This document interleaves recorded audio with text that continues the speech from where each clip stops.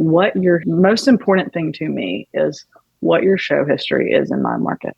That's what I want to know. I honestly don't even want an attachment. Put it in the email, short and sweet. Do not send me a long form email that's full of links. Tell me what you're doing, what your plan is, if you have something upcoming, whether it's releases or a tour or festivals. And if you don't have hard ticket history, who have you supported for?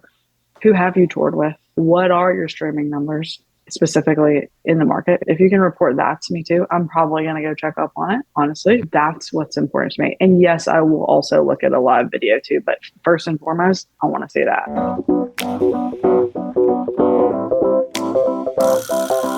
What's going on, and welcome to the New Music Business. I'm your host, Ari Herstand, author of How to Make It in the New Music Business, the book, 3rd edition coming very soon. Today, my guest is Jordan Anderson. She is the talent buyer, also known as a booker, for the Troubadour. Yes, the legendary West Hollywood venue, the Troubadour, that's been around for decades. You know, the one that Elton John famously levitated at, if you saw Rocket Man. Anyway, I love this room. I love this venue. It is one of my favorite venues in the world. It is a place that I've seen so many of my favorite shows at. It was a real treat to chat with Jordan and hear about her booking process and how she goes about talent buying in this historic room. We get into everything from how deals are structured to how she likes to be pitched, sample emails, exactly what she likes to see from agents and managers and artists, how to get local support if you want to be a local support, her philosophy around booking, and just where the landscape is at kind of post-COVID, if we can call it that at this point, and kind of buyer behaviors and when shows are selling, how they're selling, philosophy around merch cuts, venues taking percentage of bands' merch. We even get into pay-to-play and all of that. So it's a fascinating conversation. It was a real treat to chat with her. I know you're going to enjoy this one. If you like live music and you're in the live music space, and even if you don't, it's very fascinating. As always, please find all of us that make the show happen at Ari's Take on Instagram, TikTok, and Twitter. You can find me at Ari Herstand on Instagram and Twitter. Find the Troubadour on Instagram, Twitter, and if I heard correctly, I believe now TikTok, so you can check them out there. And you can find Jordan on Instagram. That's InstaJands, Jands. And tag her and tell her you dug the episode. Visit aristake.com. Get on that email list. That's where you're going to find the most relevant, up-to-date information all about the new music business. We send out emails there once in a while, fairly regularly. We'll let you know when there's new episodes out. But subscribe to the show. Just actually right now, just click the pause button. Just pause it and hit that subscribe or hit that follow button so you get all of our future episodes in your feed. And if you could, while the episode's paused, leave a 5-star review on Spotify and Apple Podcasts. If you're digging the show, if you've listened to a few and you haven't left us a review, that would be awesome. If you want us to keep doing this, let us know. And if you're on YouTube, feel free to give us a comment. And I love reading those comments. I try to get back to everyone that I can. All right, let's kick into the show. Jordan Anderson, welcome to the show. Hi, how's it going? Hi, good. I'm very excited for this conversation. The Troubadour needs no introduction. It is probably one of the most famous venues in the world. But on a personal note, like, it is very meaningful to me. I have seen countless shows. I mean, it's got to be 40, 50 shows, something like that over the years. Some of my favorite shows of all time have been at the Troubadour. I mean, like, I saw God at the Troubadour. I mean, it's just like, it's like these incredible experiences. And it's like, it just keeps happening.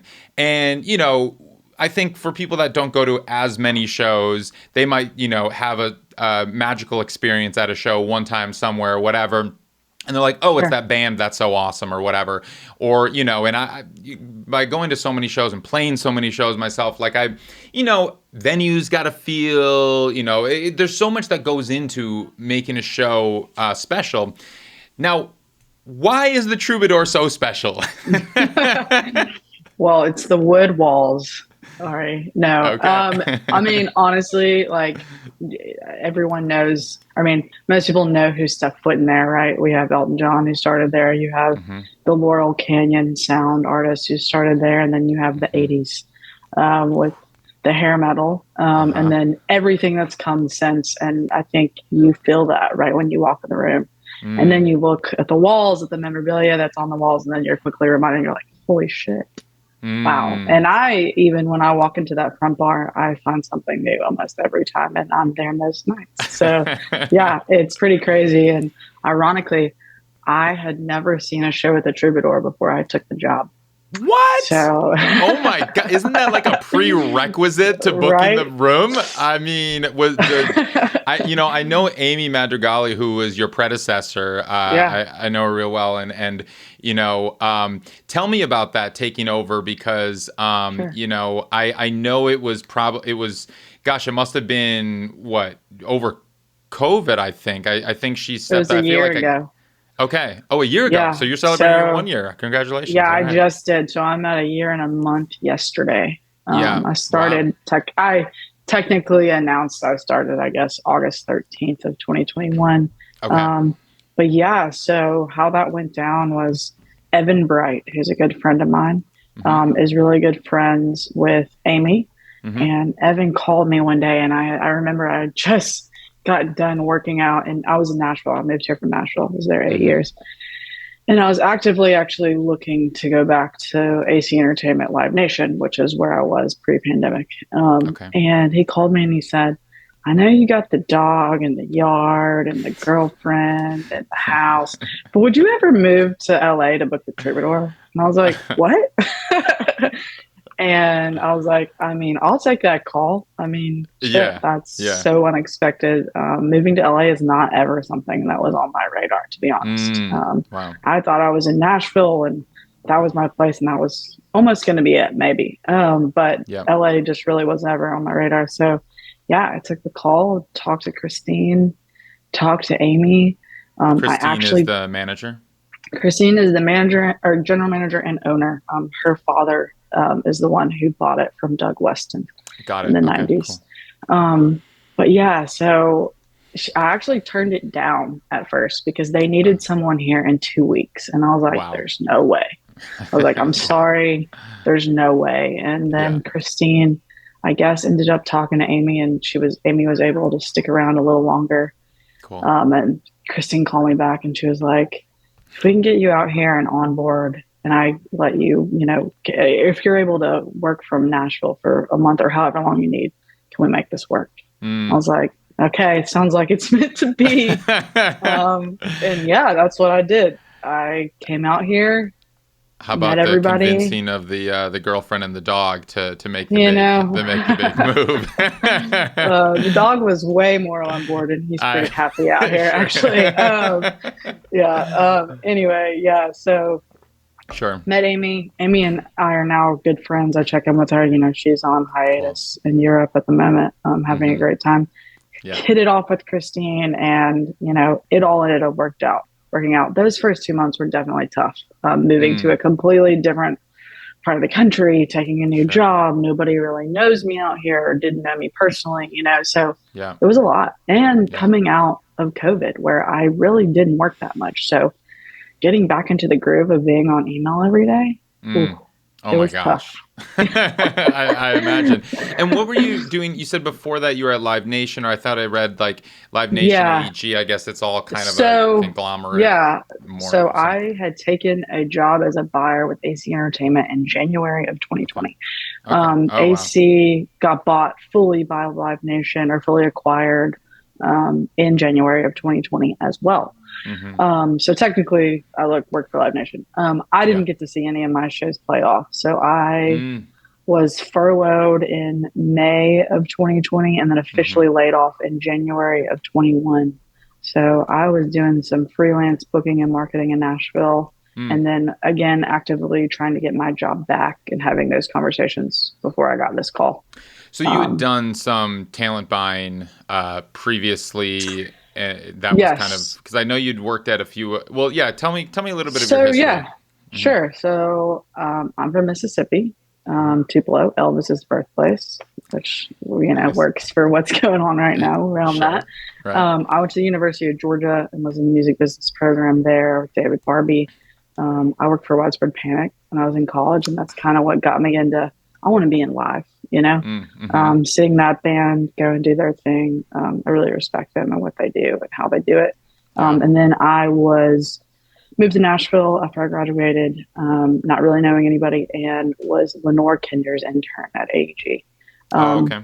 Yeah, and that's kind of what led me into, okay, I think I want to be in this space and promoter world. So I was the buying and marketing intern there. Mm. And then they didn't have an opening, so I became the marketing director at Marathon Music Works and Exit In.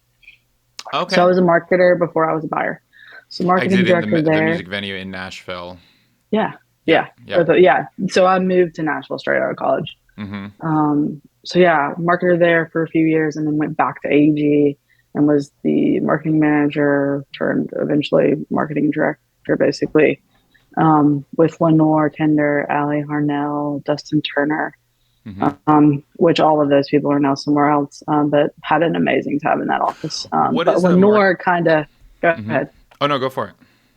I was going to say, Lenore kind of helped groom me a little bit into becoming a buyer. I actually booked my first show when I was still the marketer at Marathon and Exit In 2016. It was Rainbow Kitten Surprise before they actually took off. Cool. Show sold out, and that really put that spark in me of like, oh yeah, this is what I want to do. Oh, nice. Yeah. So, right. Tell me what a marketing manager, marketing director does at a promotion, at a promoter like AG. Sure. So I was in charge of marketing eventually all of the shows, but at first I was doing clubs and theaters, and then moved into absolutely everything. So stadiums, arenas, down to the clubs. And we had the Southeast region. So I was doing Tennessee, Alabama, Georgia, Louisville. But mainly our main market was obviously Nashville. Yeah. And would you be working with the artists' management on kind of collaborating on promoting the shows, or would you primarily, did you have just your strategy of, okay, we do, these ad buys, we work on, this kind of marketing, or kind of step me through that, how you go about marketing such big shows? Totally depends on the show, obviously, and your budget, right? And then whether you're talking to management or just the agency is kind of the artist's discretion or what they prefer, right? Every act's different with that. Sure. Most of the bigger shows, you're just talking to the agencies and running everything through them. But yeah, on a big show, I actually got to work on the Elton John tour that's wrapping up right now. Wow, cool. Because it started 5 years ago or 4 years ago at this point.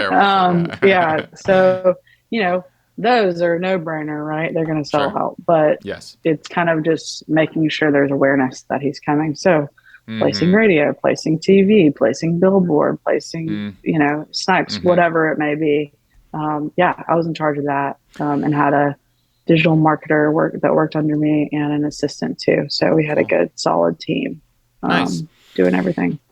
Awesome. So let's kind of taking it back to the Troubadour now. It's a 550 cap room. Is that right? 500. Yeah. 500. Okay, 500 cap room. So it's a totally different philosophy than a lot of these rooms that AEG was probably managing that you were working with. I mean, I guess the Exit In is a similar size, or what's the For cap? Sure. Yeah, it's actually at the time it was that I marketed it, it was the exact same. Cool. So you're trying to do a lot with a little. Right. Exactly. I mean, I think the Troubadour has the benefit of the legacy, the history, the name recognition, and just kind of, it's a room that every artist wants to play and every music fan wants to go to. So I think you kind of have that on your side, whereas like when I talk to other buyers or promoters at similar sized clubs or even slightly bigger, they don't necessarily have that on their side. Like I was just speaking with Paul Bacher, who does Brooklyn Bowl, Philly, and Brooklyn. And summers is much slower for them. And I mean, it's slower across the board because you have festivals and you have, radius clauses where bands aren't allowed to play venues within a certain radius outside of the festival. But it seems like the Troubadour is always kicking and always doing great shows and always, having shows that are packed and sold out. And so I feel like you kind of have that going for you. But at the same time, like, I'm curious, what is your philosophy when it comes to who you're going to book?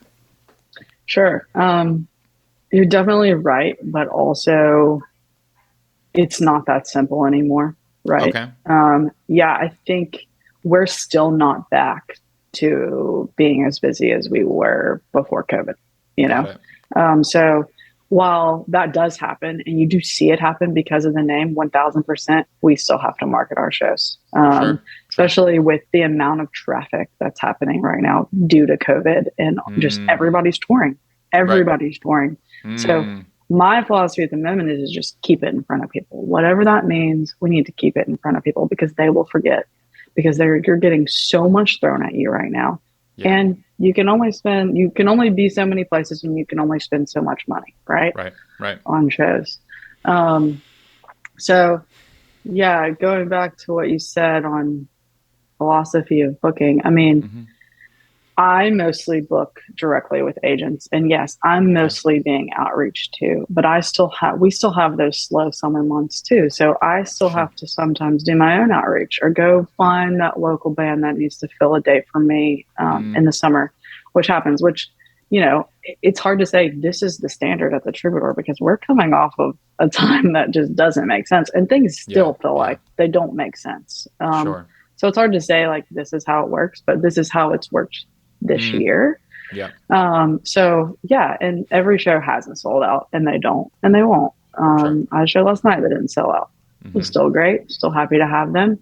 Yeah. But as far as like having that turnkey situation where we're just cranking them out and going, I don't think it's the same as it was. So let's talk about that a little bit because I'm curious, right, what the conversations are in the talent buying community of where we're at right now. End of summer, coming into fall 2022. Would like to think things are back to normal or starting to get back to normal, but you said they're not. And do you feel like this is a new normal, or do you feel like we're still clawing our way back to what hopefully will be what we were pre-pandemic? The answer is I'm really not sure if we'll ever get back to how we were pre-pandemic or not for a while. I mean, obviously the economy plays into that and we don't have to go down that path. But Sure. I don't think people are drinking like they used to. I don't think people are going out like they used to or staying out as late as they used to. I also think we all saw our drop counts or where people had bought tickets for shows that were rescheduled and ultimately they just decided not to show up because that $20 was like, I'd rather stay home. It's not worth me going across town. And I have that mentality a little bit too, because, 8 hours of sleep is nice. Yeah. Sometimes staying on the couch True. just feels right. So I get that because I was someone, and I'm getting back into it, but pre-pandemic, I was going to 4 to 5 shows a week for sure in Nashville. A lot easier to do that, to go to multiple shows in the night, et cetera. Right. But it took me a second here to be like on those days where I wasn't already at the office and I just didn't have to just stay or didn't have the opportunity to stay. Yeah. When I'm living, Echo Park. And to make that 25-minute drive, I'm like, damn, sometimes you just don't want to do it. I feel and it's just your own internal, like, damn, I'd rather just sit here because it feels better. And, and that's not me taking advantage of the job or anything. It's a product of COVID and what we went through, I think, and I, talking to our peers about this and some people are in the same positions, they feel it too. Yeah. So I know I'm not alone there. So I think the general public is also feeling that, and I get it. Yes. We had a show this week though that my book Christine said to me. She said, "This feels like what it used to, where it was Tuesday night show, sold out show. Everybody stayed after. I mean, I left, I think, close to 11:30, and the bar was still slammed. The front bar was still slammed, and I haven't seen that happen yet." Wow. So I think that's a good sign. But, for us, because obviously, as you know, the majority of our money is made on the floor, if not all. Yeah. So or having people in the room, right? So as long as we can keep the room full and engaged, we prefer it that way. Sure. So I haven't seen that happen very often. So that was optimistic for our fall. Our fall is absolutely slammed. Yeah, I This was is just going to looking at be the the calendar. busiest we've been since COVID. Mm-hmm. We are booked every day but one in October at the moment, and I Wow. believe I will fill that date. Yep. And basically, we're booked every day, end of September through mid December, Wow. every Incredible. single day. Yeah, and that Yeah. feels awesome. Yeah. Yeah. Um, are you also seeing with just kind of the buyer behaviors and the fan behaviors, a difference in when shows sell out, or if they sell out, or when people are actually making the decision to buy tickets? Has Sure. that lead time gotten a lot shorter? You know, I've had this conversation a lot in the past couple of weeks because it's so unpredictable. The Hmm. only genre that I will put a blanket statement on at the moment is Hmm. pop is selling. Pop is Okay. selling like crazy, Hmm. whether that's on the front end and selling out or closing out in the last 2 weeks. Hmm. That's what's selling the most for us at the moment overall. Okay. Um, Otherwise, yes, it's mostly a back end sell at the moment. We're mostly, spending the majority of our marketing dollars on the back end. Not that that really was different to begin with, just, Sure. with such small budgets and a small club, that's what you're going to do anyway. But Mm-hmm. for the most part, because again, it's a product of having so much out there, so many options that people Sure. are making these last minute decisions if they can. But of course, as you know, we're the Troubadour and we get those big underplays. So those are going to sell out, immediately, pretty And much no the matter what. Right. And just to clarify for people that don't know what an underplay Sure. is, it's like when an act that could normally play an arena or is about to go on an arena tour or something like that, a giant tour, decides to book the Troubadour as kind of a fun, maybe warm up show for the big tour, or an unannounced last minute show or something like that, right? Right. Yep. Okay. Exactly. Um, Or an album release or a okay. single, or they just fucking feel like Right. it. Yeah, I remember one of the last shows that I saw at the Troubadour pre-lockdown was the Black Keys. There was their underplay. It was essentially their tour warm-up. They had one show here. They had one show You in New mean York. post COVID? You mean in May? No, Oh, this was they've done it twice. I didn't realize yeah, that. they did it twice. They Okay. did this Okay. one. I want to say it was like February. Wait a minute. Oh, Yeah, it was like February 2020 or March oh, 2020 or I didn't something even like realize that. that. Yeah, we Um, just did it again. oh, cool. I was not at that one. Yeah. Yeah. But right now, well, that's the thing. It's like it's now all Yeah. kind of like coming back. Is like I they know. had the entire arena tour booked that obviously got canceled over Yeah. 2020. Yeah. And so that was a fun show and a fun night. So you mentioned earlier that you primarily work with agents when booking shows. Now with a 500 cap room and something that in a town like LA, which is just Mhm. bursting at the seams with local talent, Yeah. some with representation, some with not. How do you approach kind of the local acts that are doing well, that have draws, that maybe could put Sure. bills together or something like that, could fill the room? How often do you work directly with artists on kind of putting those kind of shows together? Sure. It tends to be in the seasons where we're not super busy. Okay. And I do read pretty much every outreach email that comes to me. But I can typically quickly figure out is one, does this make sense for us? And does it make sense for the artist too? Sure. Those go hand in hand. Just by doing my due diligence and looking them up, looking at their numbers, either asking them for their show history or going to validate what they're telling me they've done. Mm-hmm. Because look, I am totally into A&R. It's something I love. It's part of the reason I took this job. I wouldn't have moved across the country for any other 500 cap room, most likely. Yes. And I respect that. I respect that hustle. But if you approach the Troubadour and you don't know how many tickets you can sell in LA, have never played the market, or, you're averaging 100 to 200, it doesn't make sense. Sure. It does not make sense for us. It doesn't make sense for you. Mm-hmm. And we need to hold off. So what I encourage them to do is, hey, we're not there yet. Mm-hmm. Please go play a small room and keep me updated, and report back. And when you get there, let's look at it. Otherwise, I'm going to keep you on a short list for local sport acts, because I do get asked that and I do submit very weekly, so there is that.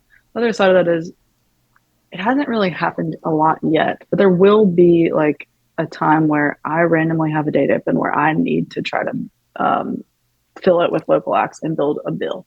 So if that's the case, and I can look at, some artists that make sense to play together who are worth, 100, 200 tickets each, then I will consider that and, give them a local deal, as we call it, to come try to play the Troubadour.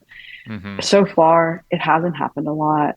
And that is, again, a product of everyone's touring right now. So,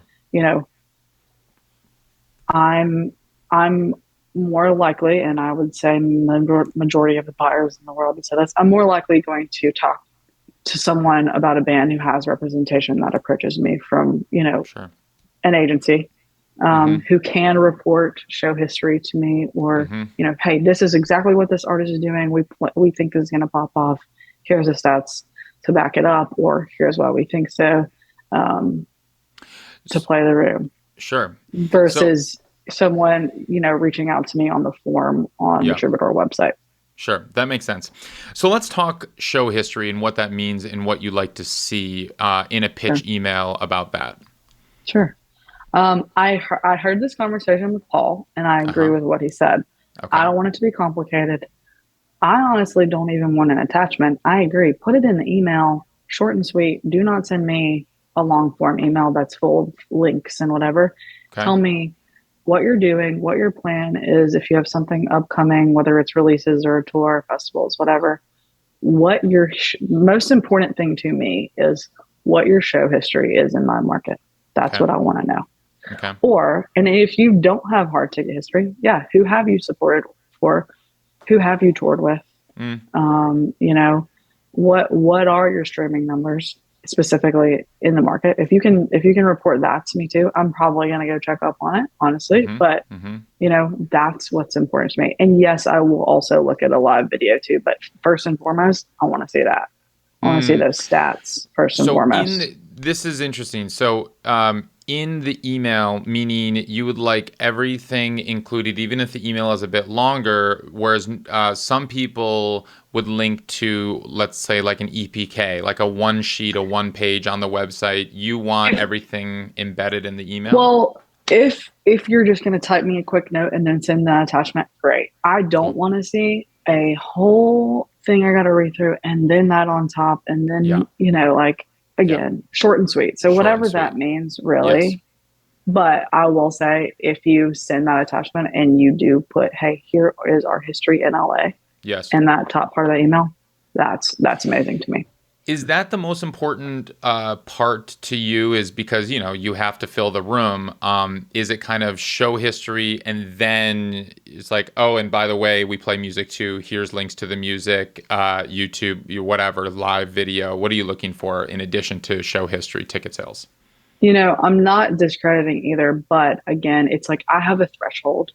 And my goal is to at least break even on every show in ticket sales, right? That's my goal. Anything else on top of that depends on the deal, depends on the ticket price. So typically it's around 200 to 300 tickets for us, depending on the deal and the ticket price, I don't really do a ticket lower than $18 in the room.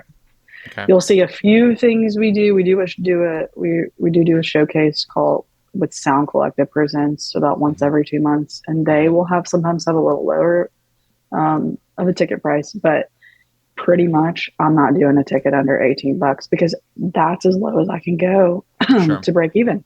Sure. So that's kind of where we're at, and then everyone's expenses have gone up. And previously, that was about, I think the lowest ticket Amy was doing, excuse me, was $15 pre-COVID. Okay. Okay. Yeah. So it's all, yeah. Inflation's real. It is Everything's very going up. real, Yeah. man. Yeah. No, Yeah. for sure. Okay. So, I mean, and that's helpful. But you also mentioned, you sometimes put on local support. And, Mhm. I think there's a lot of artists out there that would like to be considered for local support. What is that perfect pitch email to you from an artist? Like, how should you be approached if they want to Sure. be local support? For that, still keeping it simple as you can. I still don't want like a million links from you. But Yeah. like, hey, this is who we are. This is what we sound like. Mm-hmm. Um, here is a live video of us. Mm-hmm. And here's who we've played with before, too, or what we've done.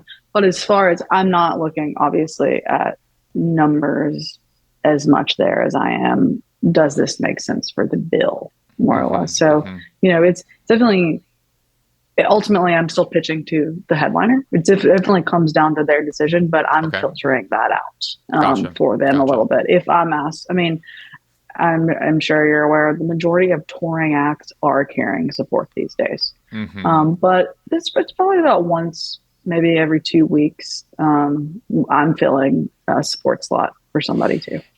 And is that because the headliner needs that local buffer in sales? Do they ask you to find acts that can bring 50, 100, 150, 200 tickets, that kind of stuff? Sometimes, Mm-hmm. sometimes it's a show that's doing just fine on its own, and that's not as important as just, hey, we want something that resounds with us and sounds good and will warm up Cool. this crowd and get excited. Yeah, Got it. it just depends on the show. Cool. Let's talk deals. What do your deals look like? Just across the board, how do you structure these? Sure. For the most part, we're either promoter profit or door deal in the And room. explain what those mean. Sure. So door deal, you're getting a percentage at the door from $1. Okay. And promoter profit, you're getting a guarantee, and then you're getting 85% after we break even. Okay, On so top. you list an expenses number, Mhm. and that's Yeah, what? and we settle on real expenses. Average Yeah. expenses in our room are about $3K. Okay, so Yeah. after 3K, so it's kind of a versus deal. It's like you're going to get this guarantee versus or in addition plus It's 85%. additional. It's a Oh, plus. nice. It's a Oh, plus great. still. So promoter profit Okay, is a plus still. got I've it. done a couple of verses, but typically here, yeah, I'm doing door deals and Hmm. plus deals. And Yeah. door deals, what are we talking about in terms of percent split? I Depending on the ticket price, Sure. it's typically we start like the lowest I go is 50. Okay. Okay. And that's on the low dollar ticket, You right? mean the And lowest that you would go in the terms of lowest what you pay the percent, band is 50, meaning and you're not that's taking any more than 50%. The Troubadour's not keeping any more correct. than 50%. Okay, gotcha. Correct. And obviously, with that being at 50% from $1, that Hmm. 50% we're getting is covering our expenses. So Right. that it's not a expenses then 50%. It's Sure. Sure. you're getting 50% from From $1. $1. Got it. But that's typically on lower ticket prices in the room. So it kind of Okay. scales up from there. As you raise your ticket price, I will raise that percentage alongside it. Got it. Now, you mentioned that the majority of your money comes from the bar. So Mhm. is kind of, that break even and looking at kind of where you're going to make the numbers work in terms of ticket sales or that, is that just kind of like you want to cover the nut and then it's essentially like profit is bar, and then so you can kind of like, the venue needs to stay open, and so that's kind of Mhm. where that money comes from. Yeah, exactly. So Cool. obviously, I'm based on the type of show it is and the crowd they're bringing, Mm-hmm. that I'm paying attention to that with what type of deal you're getting to. Mm-hmm. It is definitely related Yeah. and correlated. So, Okay. yeah. Cool. So, the Troubadour is an independent venue. It's not owned by Live Nation. It's not owned by AG. It's not owned by Golden Voice. I mean, it's hard to find an indie venue in LA these days. I mean, Golden Voice has so many. They have the Roxy, they have the Fonda, they have the El Rey. Live Nation's got the Echo now. As an independent venue, I guess give me some of the pros and cons of being an independent venue. Sure. One, I'm the only booker. There's nobody else.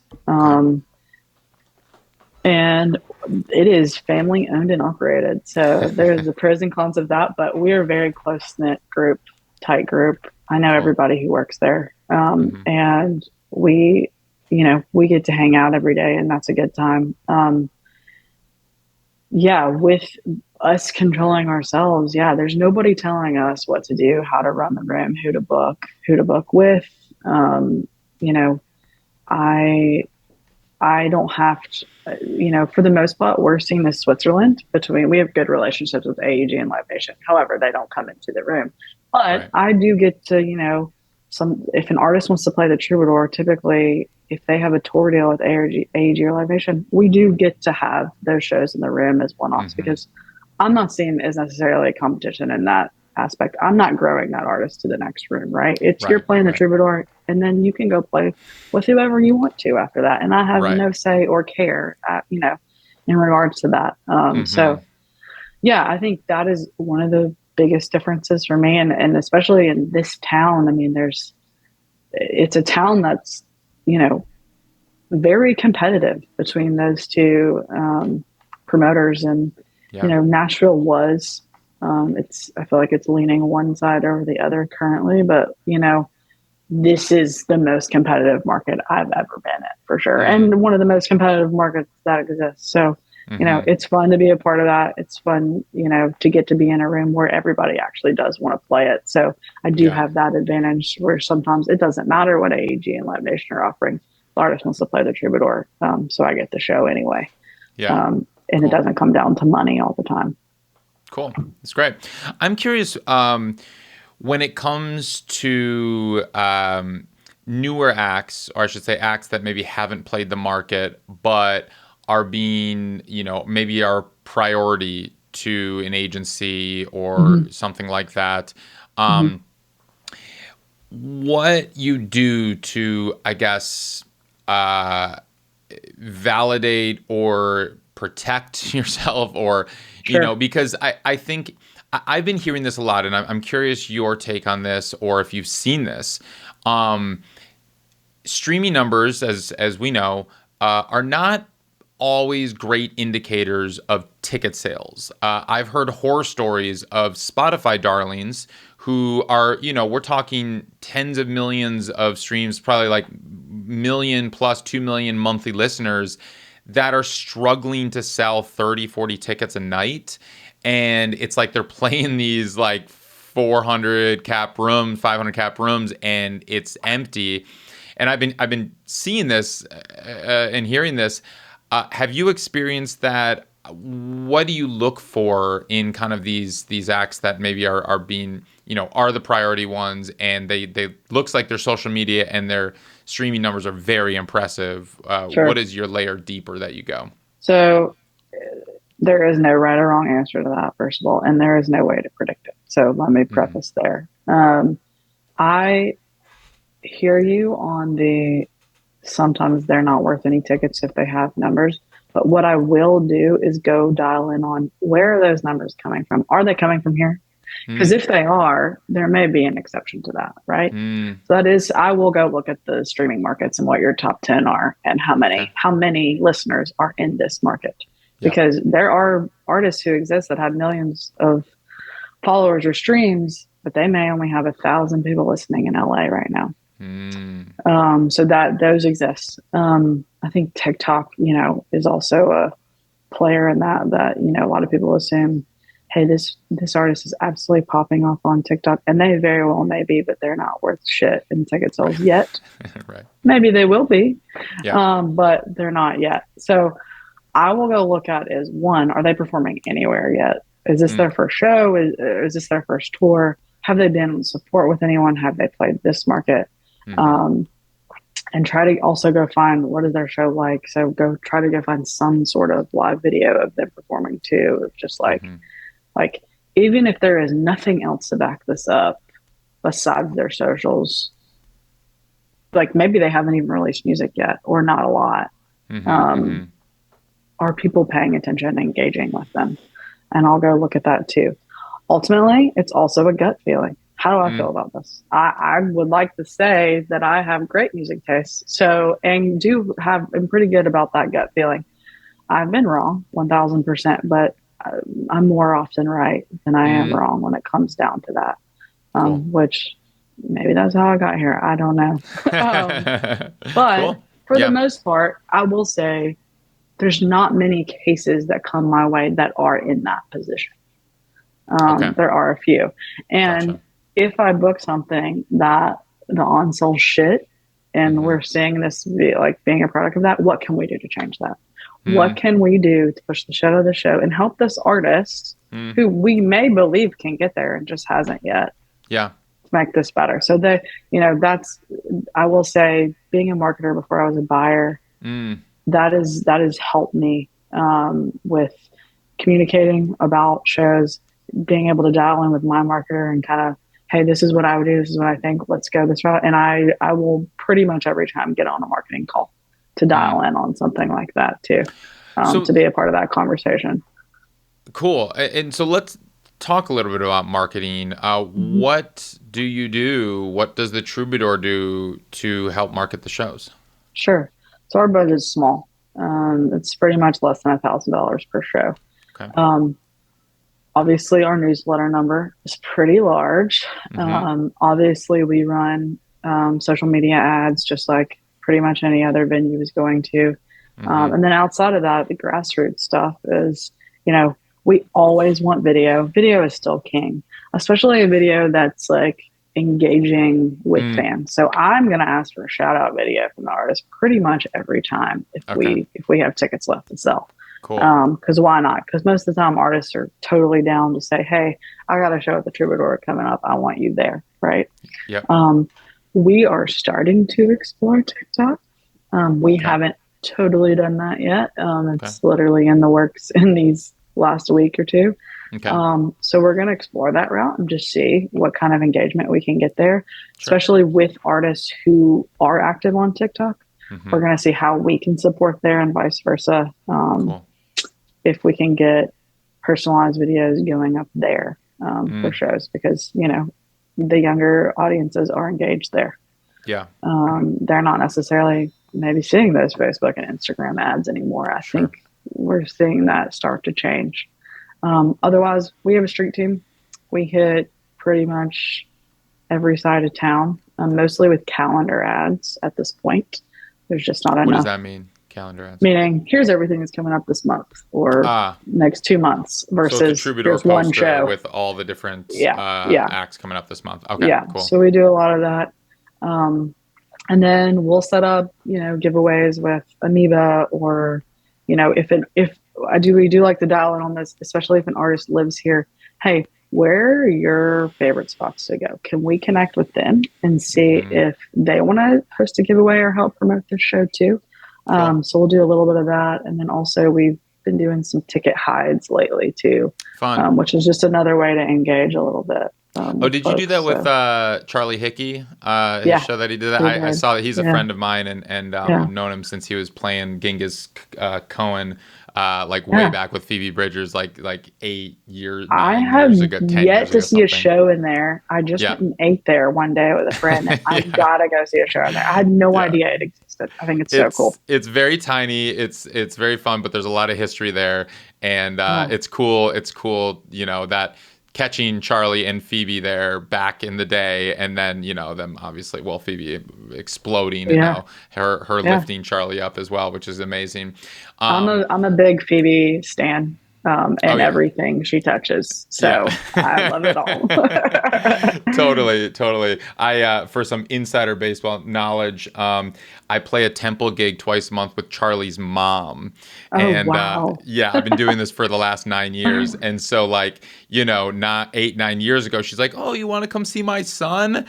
He's 14. I was like, sure, whatever. Why not? And it was that Genghis Cohen. And I was like, one, your son is fucking incredible. He was writing better songs at 14 than that I could ever dream of writing in my entire life. Yeah. And then Phoebe was up there too, and I discovered that, both of them. She was 19 at the time. And I was like, I bought both of their records on Bandcamp that night because that's all they had. They had some 4 or 5 song things on Bandcamp, and I still have them, which they've been down. And then it's been fun to kind of see that grow from that. But yeah, it's a fun room. It's a lot of history there, but. Cool. The ticket hides. That's fun. That's it's something that I feel like we sometimes forget the out of home, the physical marketing realm, and like some of these like scavenger hunty things, some of like outside the box creative marketing tactics will get people talking and can be even more effective than spending a bunch of money on Facebook ads or something.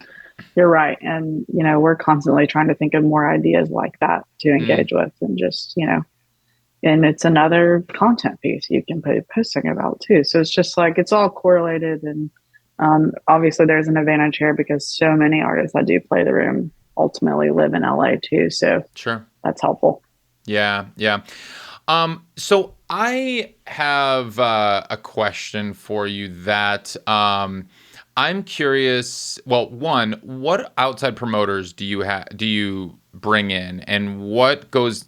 None. You're shaking your head. No. Well, let me rephrase that. I'm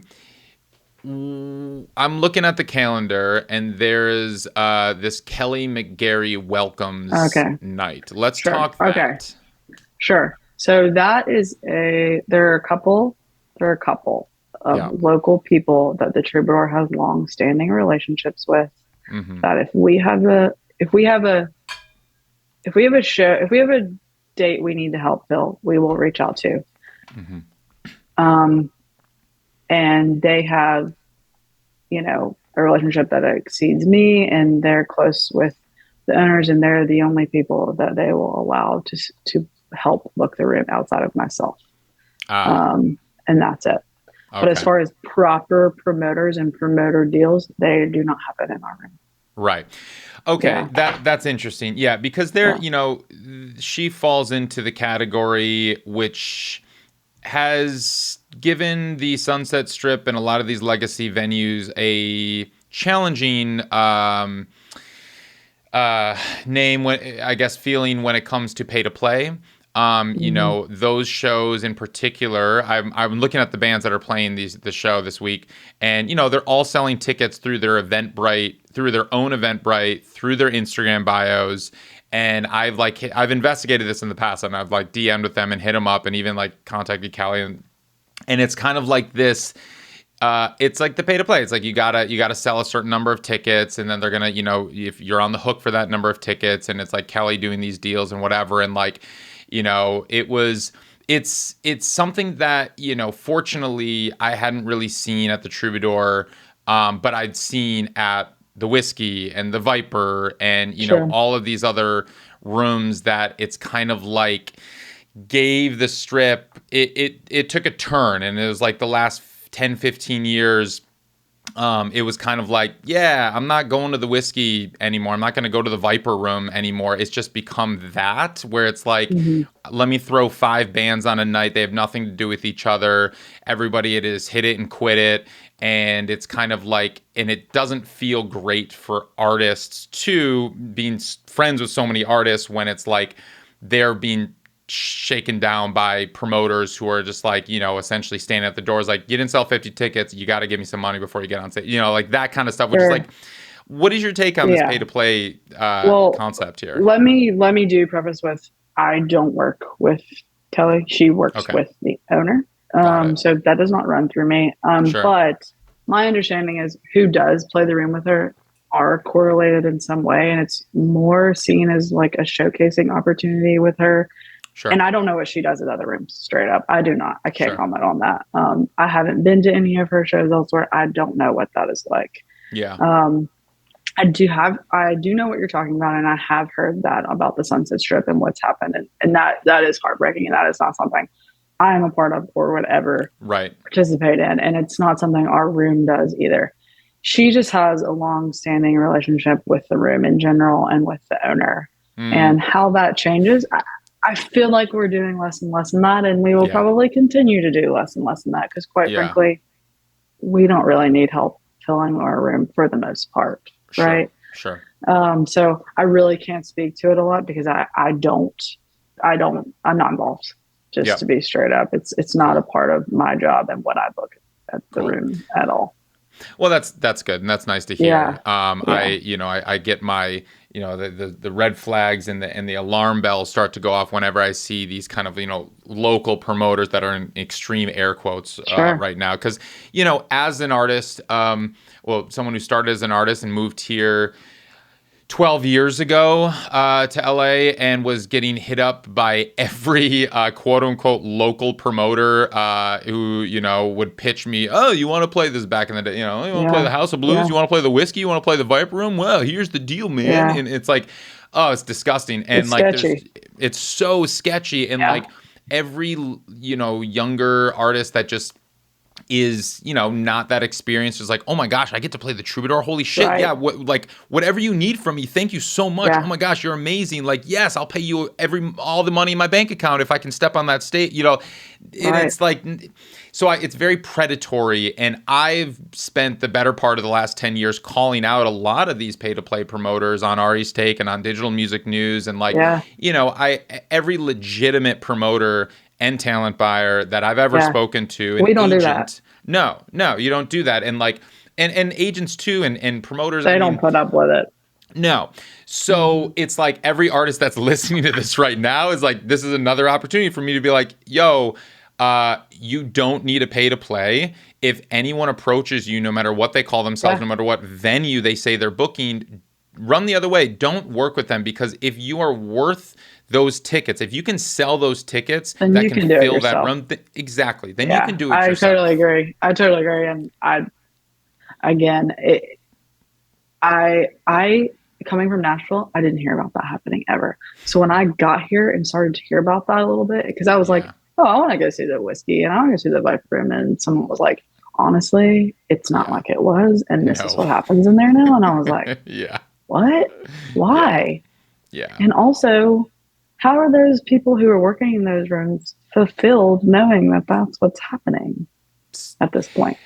Oof. They are of a bygone era. I've dealt with a lot of them, and I've, gotten into it with a lot of them because I've built my reputation as someone who will call people out. I don't give a fuck. Like like if you are taking advantage of artists, independent artists and musicians, and you're preying on artists, like, I will call you out and try to shut that down.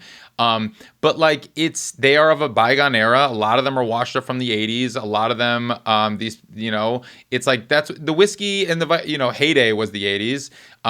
And granted, the history there is incredible. I mean, the Doors, and it's from the 60s and 70s, and but it is of a bygone era, and it's kind of like, it's, the philosophy is, or why they're okay with it, and how they are able to, come to terms with it, is they just believe this is just how it goes and how it is, and you have to pay your dues, and I'm helping you showcase, and I'm helping you get into these rooms, and I'm the gatekeeper, and it's like, there's too many other opportunities elsewhere where you don't have to do that, or I'd say you might even have more success as far as overall long term than you go playing that one show because this person's pitching to you. Also, if a person has to pitch to you like that, I would say that's a red flag in itself. Oh man, I should just show you some of these emails that these local artists get. It is incessant. It is nonstop of just they send the dates, like, I could book you at this room and I could book you here and I got you here and this date is open for me. And it's like, it's nuts. And it is a very predatory practice. But if you have one that is related to my room, I welcome it. I will pass to challenge that situation. All good. Let me see here. Oh, I'm curious when it comes to just a quick, I saw this meme that went around Instagram, and I guess it was just like this statement about the merch cut when it comes to that. what is your Mhm. slash the Troubadour's philosophy or model when it comes to taking a cut of the band's Sure. merch sales? This is something because of this, because I did read, the story that went along this with that Mm-hmm. meme and how it happened. And I do agree to an extent. We never take more than 15%. That's our standard. Okay. Um, Of every yeah. act that comes through? Yeah. And we only take a merch cut on hard. I mean, on soft, not hard. Sorry. Like No recorded. t-shirts, not Yes. recorded No music. recorded Okay. at all. Uh-huh. Um, for us personally, um, I think it's tough because there are nights where that does mean something to us, where you're an act who is bringing everyone under the age of 21, because we're an all ages room. Mm, All basically every show at the Troubadour is all ages. There might be one once in a blue moon, mm-hmm. but for the most part, every show is all ages. Mm-hmm. So that merch cut can mean something to us where we're not making shit on the bar. Sure. So that is where it becomes I still need that. I'm an independent room. No one's backing me at all. So that does help my bottom line. However, a promoter or a larger room or a room that's never going to have an all ages show, I do think that's an exception. And I have seen that exception made too. The exception And of 100% to artists on merch. Okay. Or 10%, or we're only taking 10% cut or whatever, lower percentage. I do think it's crazy when I hear about clubs who are taking more than 15% on merch. To me, that is the max that should be allowed. I'm not going to speak to arenas and tour deals. That is a whole nother ball game. I can't speak on that because it also comes down to their deal and, that promoter's not touching the bar, et cetera. So I don't know if there is a blanket answer to that. I do think it could be something that could be gone through deal by deal and show by show, which sometimes happens with me. I'm not going to say that there aren't shows where we give 100% on merch, because there are, and it happens. We have kind of some internal rules to that on what the ticket price is and what type of show it is. And so it's looked at. So I don't think there's a blanket answer, but I do think it's a conversation that's worth having. If it's needed. And I do hear, those acts that, hey, $50 means a lot to us, especially a support act who's making, for me, pretty much no support act makes less than $250. But, there's rooms where you make $100, $200 and they still collect merch, which, I can totally see that. And I think that is something we should change as an industry overall. I agree. Cool. Yeah. That's great. That's great. Okay, cool. So where are you kind of moving forward? What is the Troubadour, what are you looking to for the future and kind of over the coming year? Well, we are so busy this fall, as we noted on. And I'm booking heavy into 2023 as far out as into the summer at the moment. And I think the focus is still trying to get back to that normal that we're all looking for. I do think we're taking steps to get there, but, trying to navigate in the world that's still really weird. You're going to continue to see the underplays pop up. And the big, the big baby bands that are about to pop off, you'll still see us get those and they'll still be popping off. I will say the one we had this week that I commented on for Tuesday, the Scarlet Opera, those guys sold the show out and they don't have any music out. Wow. Oh my gosh. It is a huge exception to the rules that we all know and adhere by. And I was thoroughly impressed by the show as well. Cool. He's like a guy, his name's Luca. I would relate him to Freddie Mercury. Like, it was a badass show. Yeah, it was cool. So look out for that. Are they local, or how do they they're local without music out? They're local. They are a part of Scooter Braun's management. Uh-huh. He got a placement on I believe Love Island. And that's like the one song people knew in the room to sing. That was the song, but they knew it. They all knew it, all the words. And I was like, I don't know a song I heard on a TV show and never heard again. Like, what? They're just about to release their first couple songs, I believe. Yeah, I don't know if there's a plan for touring yet, but I will look out for them. It was an insane show. Oh my I loved God. it. Wait a minute. Okay, they've changed their name. This is funny. I know who you're Okay. talking about. Okay. You want to know something about Scarlet Opera and Luca? I know he was in an older band, but apparently Yeah. this band is completely different. But Okay, yes. yeah, but I mean he's an incredible, Yeah. phenomenal front man. And yeah, Freddie Mercury is a great comparison. I mean, this guy is amazing. I actually saw him play the Troubadour with a different project. This was probably 4 years ago. I think I was on a bill with him maybe 4 or 5 years ago. But anyway, he used to be my barista at Starbucks. Oh my God, I love Luca. that. So every day I would go to Starbucks and he would give me coffee. So that's how we got to know each other. And then I remember the day that he quit. And I was like, where's Luca? And then like, oh, he just got signed to Scooter Braun's management company, so he quit. I was like, oh, okay, that makes sense. You know, statement. But you know what I will say is those guys, this was a complete one-off. Those guys built this show from the ground up and had a vision, and they put that vision into that show.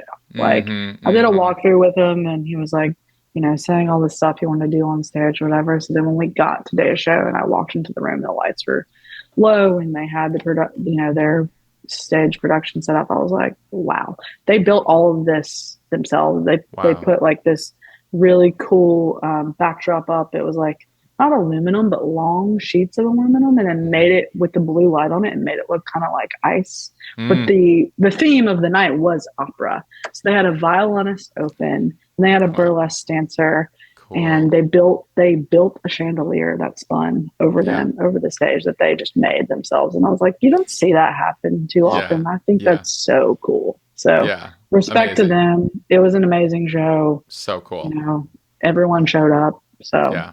Amazing. That's so great. Yeah. Well, Jordan, this has been so great. Thank you so much for taking the time. I know how busy you are. I have one final question that I ask everyone who comes on the show, and that is, what does it mean to you to make it in the new music business? Yes. I love the question. For me personally, I think being a woman and a queer woman in the music industry, and honestly, I see drawbacks that some of my peers go through, and I personally have not, and have been very lucky. What triggered that thought for me was when I worked in that AEG office in Nashville. It was primarily female and primarily queer, and I was like, this is the music industry I want to be a part of. So seeing that pan out and continue to happen is fucking awesome to me. And also, you know, getting to where I am now, it feels great. It feels awesome. I still get that feeling in the pit of my stomach when I see a show like Tuesday play off and get excited. And that's what success means to me, for sure. Incredible. Jordan Anderson, thank you so much. That was great. Thank you.